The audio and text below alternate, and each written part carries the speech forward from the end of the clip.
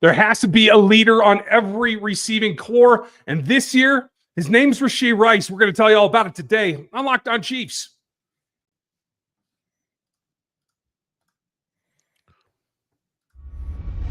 From the land of the free and the home of the Chiefs, this is the Locked On Chiefs podcast.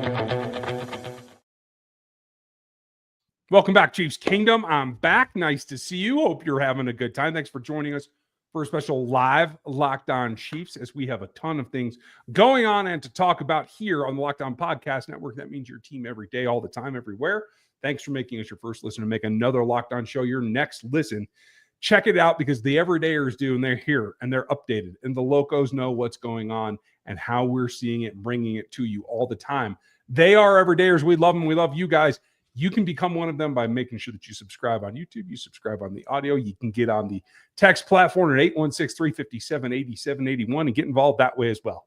I love to talk sleepers because you never know who's going to pop out. And that's what we're going to do later in the show, because that's super, super important. We're also going to see what is the crux, who can take it to the top, who are the all-pro candidates for this team for this season. I think it's going to be maybe a little bit longer list than we're normally used to. And we have to start with who the top target for Mahomes is going to be. There's some debate. I know how I feel. I think it's Rashee. We're going to go through it. We're brought to you by Gametime today, so make sure you check them out. Download the Gametime app, create your account, and get that code Locked On NFL in. That's going to get you $20 off of your first purchase. This is going to be fun. This is my partner, Chris Clark. I'm Ryan Tracy, founder of Rogue Analytics and Performance Consulting, as well as NFL 33 and RGR Football. And Chris does over at KC Chiefs Corner. You can find us on all those outlets, but we've been doing this for going on 9 seasons coming up. I've covered this team before that. Chris has covered this team before that. I've been a coach, a physiological development expert, all kinds of things. And that's why we bring you our views here on the show. Thanks for joining us. So it comes down to, how do you make Mahomes the best that he can be?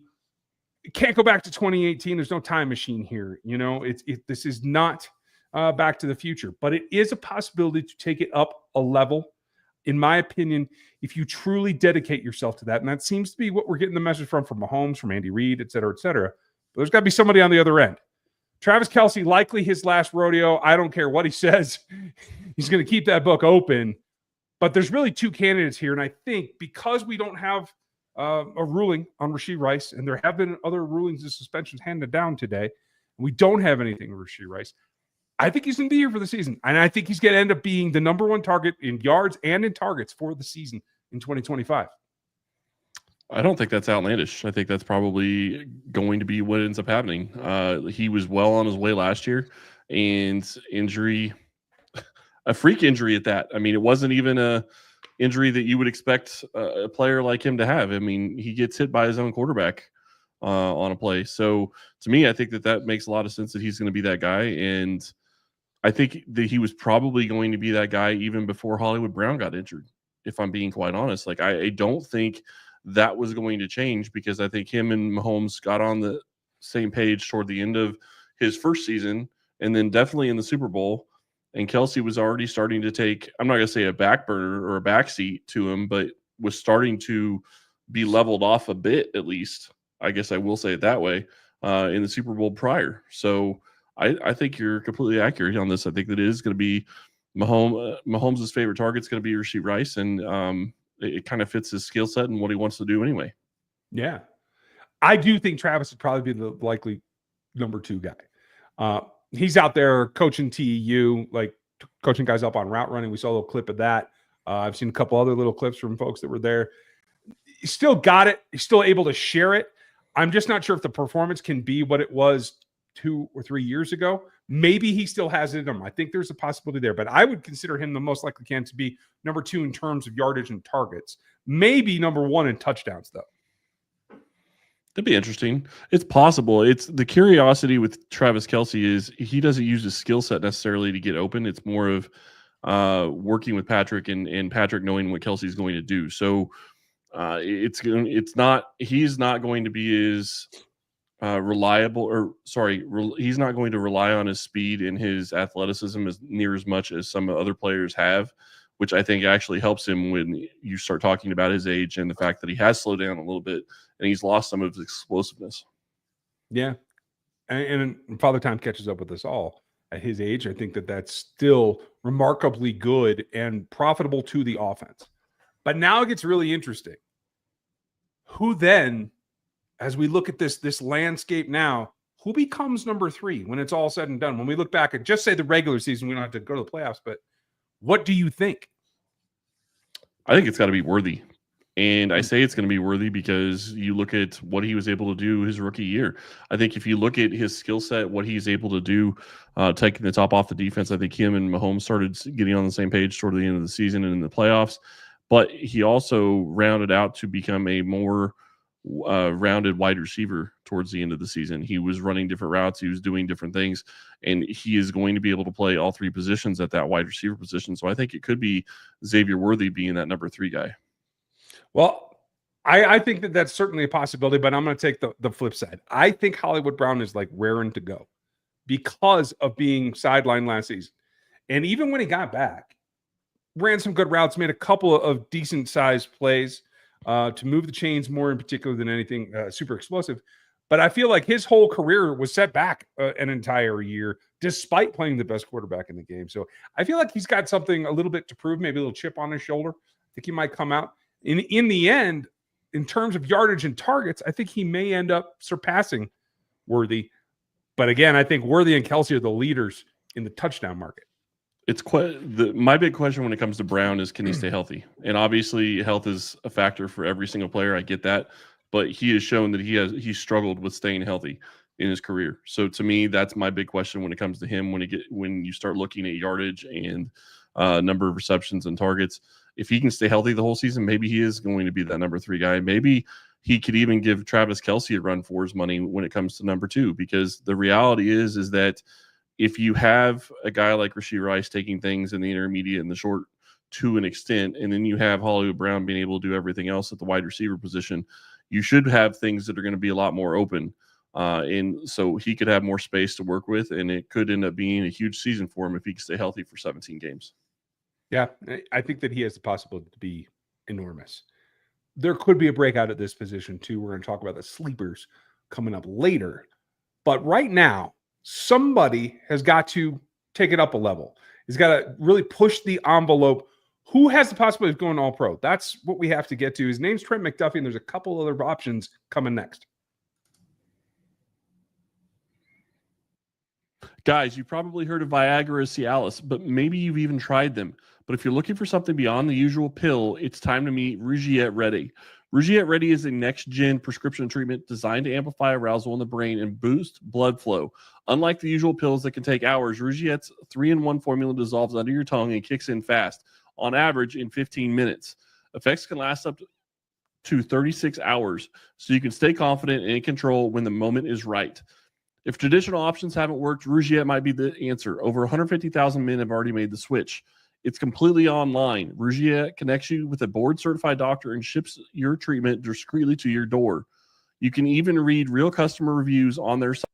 It's helping a lot of people feel more confident and present in the moment. Head to Rougiette.com/LockedOnNFL and use code LockedOnNFL to get 15% off today. That's RUGIET.com/LockedOnNFL and use promo code LockedOnNFL for 15% off. Individual results may vary with prescription treatment. Compounded drugs are permitted to be prescribed under federal law, but not FDA approved and do not undergo FDA safety, effectiveness, or manufacturing review. Please review Rougiette website for full safety information. Folks, make sure you like, sub, do all that stuff, and check out KC Chiefs Corner, RGR Football, and NFL 33. We would very much appreciate it.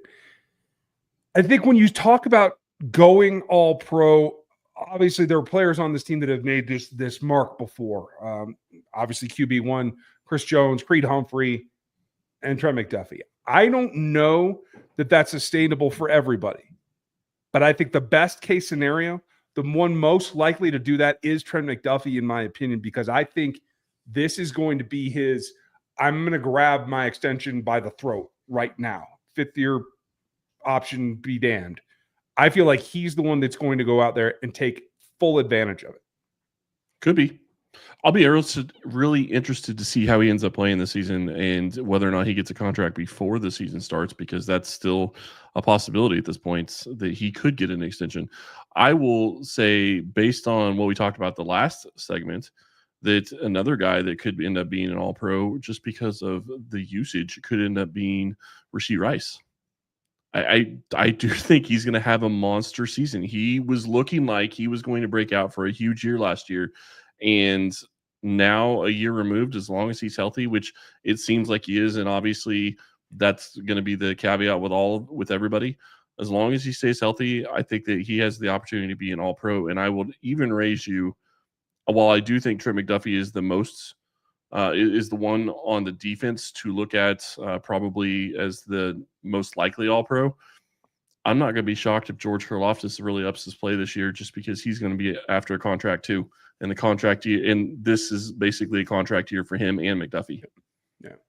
And that's fair.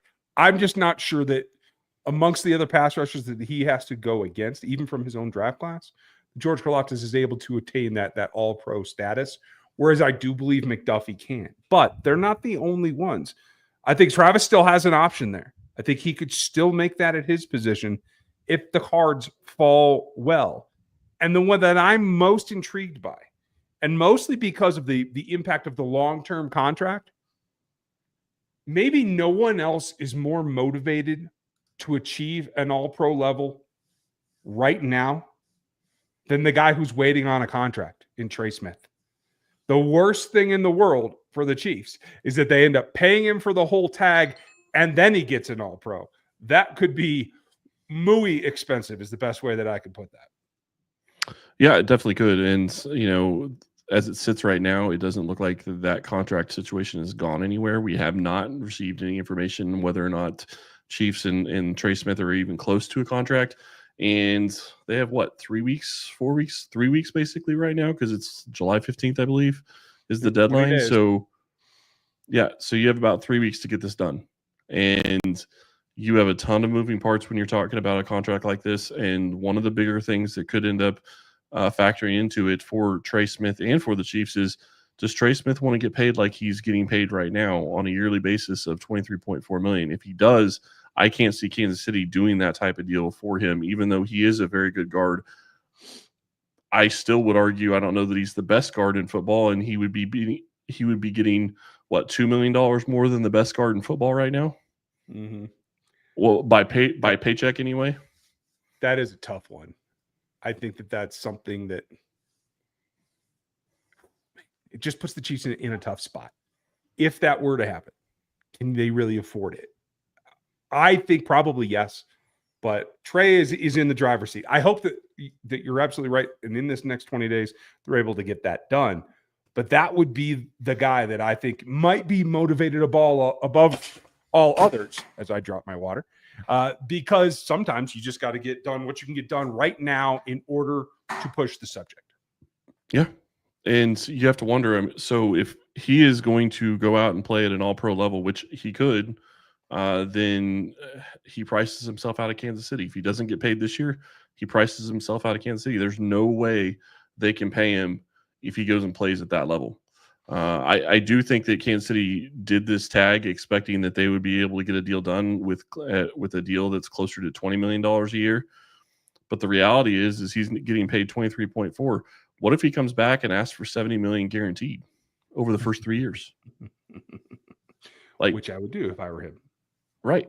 So, and can you pay that? Can you afford to pay that? I mean, the cap's going to go up, but to that extent, when you're already paying the highest paid center in the NFL right now? See, my thinking turns the opposite. Can you afford not to? Can you afford to take a chance that, unlike the tackle situations last year, now you have a weakness on the inside? I don't know. Right. And, well, I mean, he's going to be there this year regardless, so it's just going to be a question of whether or not, if they don't get it done in the next 3 weeks, there's going to be a lot of heartburn over the next year trying to figure out what they're going to do with that. Because Trey Smith wants to play next to Creed Humphrey. Creed wants him to be here. We know that. That's not a question. But he's got to do what's best for him as a player and try to make the most money he possibly can. And I don't know how it's going to turn out for this team and this organization, because I would have figured that we would have heard at least of some movement. Now, there's the opposite fact of that is because we haven't heard anything, that can be looked at as a positive too, because sometimes when things are getting contentious, you start hearing more. True. There's no acrimony, at least not that we can tell, right? Right. So I'll take that. I'll take quiet at this point, I guess. Yeah. Quiet over nothing, I guess. I mean, that's kind of what it comes down to. I don't know. I think Smith is in a position where if he comes out and he plays fantastic, it's going to be great. But they absolutely need him to. But the other side of it is you're in a situation where look at next year's offensive line.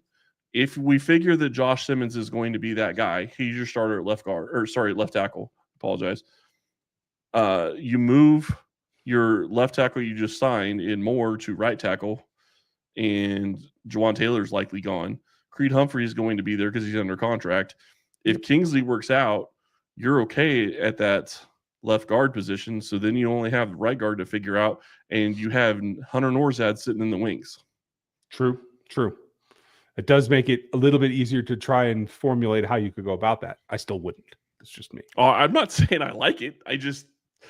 It's the reality of how the NFL goes. You can't pay everybody. It absolutely is. No, not any team can get everything that they want.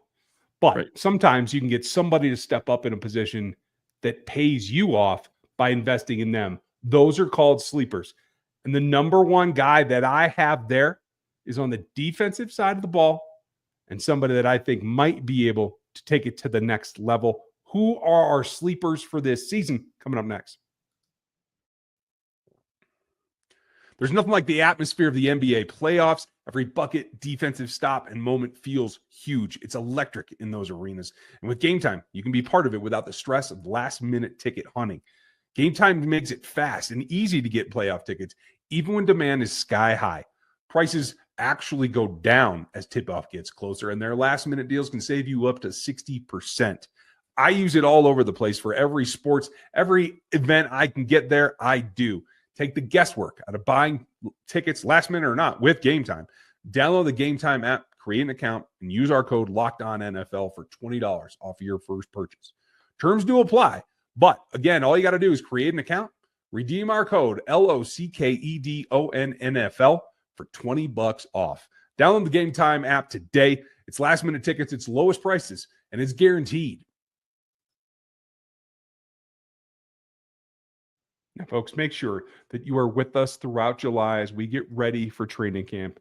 We're going to give you all of our things, all our positional deep dives. We're going to give you all of our plans for what that 53 may look like, who are the roster possibilities on the practice squad, and everything you're going to need to know. So make sure you stay tuned here, like and sub, and hit that all the time. Sleepers are going to be on that list. And there are a couple of guys that I think have the possibility to make an impact. Now, we're not talking about going all pro. But I'm talking about guys that have an ability to change the way the team flows and maybe even how it looks on the field. And the number one guy for me is Jaden Hicks, because I feel like Steve Spagnuolo has made the investment in him and has unlocked everything that he wants from him. He's been mentored by Justin Reed. I think the kid's ready to go to an extreme level. I can't say all pro, but I think he can become one of the top 10 safeties in the league this season if everything goes to plan. That's high praise. He has the skill set. He has the instincts, it seems. And if he's able to go out there and play and show that he's able to do what we saw him do in spurts last year when he wasn't starting, I think he does have the ability to be a very good safety in the NFL. I'm going to be excited to see what he's able to do on the field. And I know that there are a lot of people that believe that he is due for a breakout season. So it could make a lot of sense for him to be that guy. You look at sleepers, and it's really hard when you start looking at the offensive side of the ball because you kind of already know your players there.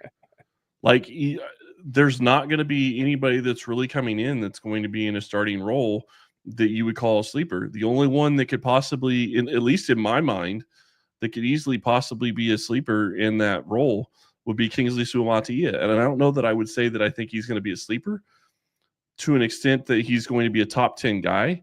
But I do think that if he's able to step in and be more than serviceable at that left guard position, that makes the left tackle position much easier for this Chiefs offensive line, and it makes everything work better on the offense. Yeah, it is just like rounding it all out, making that fist actually close at that point. I think there's a possibility there.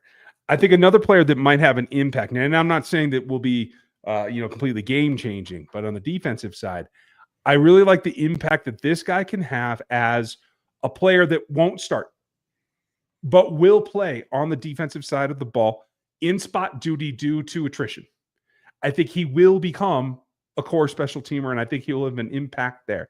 I think Jeff Bassa brings the combination that you need of athleticism, grit, and understanding how to play all three linebacker spots, as well as just an instinctual attack in coverage, that he is bound to make some impact this season. That would be fantastic. Kansas City absolutely needs a special teams ace, and they've had guys that have played decent at that position, but they haven't been aces. And with the new kickoff rules, linebackers are going to have an even bigger time in the kickoff rules going forward, as long as they continue to actually do kickoffs, which we'll see how that ends up going over the next couple of seasons. But I do think that Bassa has the opportunity to get some snaps defensively and make a huge impression when you start talking about special teams. And I'll say on the defensive side, I think, again, I don't know that I would go to a sleeper extent, but a guy that I think is going to get a ton of snaps, and it's going to be a question of how much stamina does he have? How much can he take snap-wise? Omar Norman-Lott looks like he's a starter right now, at least when you go through OTAs and minicamp. If he starts at that defensive tackle position, that's going to be something that's going to be very intriguing to watch and to see how he develops and how many snaps, and if he doesn't hit the rookie wall towards the end of the season, because that's the big concern with especially a guy like that is not used to playing 700 or 800 snaps. Yeah, it really is. The last guy that I have on my list is someone that is very difficult to project. He could be somebody that just doesn't get enough reps, enough exposure, enough time in the playbook as a rookie to really get out there. He could be somebody that says, I'm going to take this small role that they've carved out for me, and I'm going to make the most of it, and I'm going to come up in big because there's no Jet McKinnon anymore. Smith in the backfield, who may not end up always lining up in the backfield, is just that kind of like X factor that could be a huge impact and could be a hold on, let's just wait till next season. Yeah, and Smith is going to be intriguing because I think he is going to be one of the guys that they're going to be looking at for returners. And that's how he's probably going to make his impact felt. Could he have some time on the offense? Yeah, sure, probably. But I think he's going to get most of his chances, at least returning, whether it's kickoff return or punt return. So I do think that definitely is something that we're going to be having to watch. I'm going to throw two names out there, and they're both on defense. And we've talked a lot about both of them already, but I would still consider both technically more sleepers than like regular starters, Chamari Connor and Christian Roland Wallace. And I say both of those guys because of the roles they're going to play. I talked to Matt about this, I believe, on Wednesday's show, talking about how one of the things I love about both those guys is if you have both of them on the field, you don't know where they're going to be lining up. Christian Roland Wallace has the opportunity and has the ability to play the safety position. And I'm not saying like back deep as a free safety, but he can play the safety position and still give you that. And while I may not like it and you may not like it, and it hasn't worked out great, Chamari Connor can play that nickel role. He's better as a safety, but you can mix and match. And that's the thing that excites me about both those guys is if you have them on the field at the same time, it gives you so many more things you can do defensively. And the quarterback isn't going to know what they're doing based on where they're lining or based on just having them out there on the field. He may have an idea based on where they line up, but you can even mix that up. So yeah. I like having both those guys. And to me, it's kind of sleeper-esque. Even though Chamari Connor and Christian Wallace have still been here, it's roles that they haven't really played very much of because they would be playing together and they didn't play a ton last year together. So I think that could be exciting on the back end. Yeah, I think it would be epic because there will be a time, Bo Nix, that they're both coming and you can't pick one of them. It's going to be a lot, and I think it opens up the defense. I'm excited about it. We'd like to know who you're excited about, who are your sleepers or your picks for who could go all pro, who could be Mahomes' top target. Do you disagree with us? Do you think it's Noah Gray? That's what I want to know. Put it in the comments here on YouTube. We appreciate you. We'd like you to get subscribed because this is that time of the year where things go under the radar as we get ready for training camp, but it's right around the corner. It's coming fast. We are under a month to training camp, so don't go away. Don't lose us. We appreciate you. I appreciate Chris holding everything together while I had to be away. There's still a little bit of that going to go on, but it's going to be fun, and it's going to be fun. And when we get to training camp, it's all systems go. So thank you all for being with us today. We appreciate you, especially you subscribers and you everydayers. Thank you for being with us once again, and we will talk to you on Monday.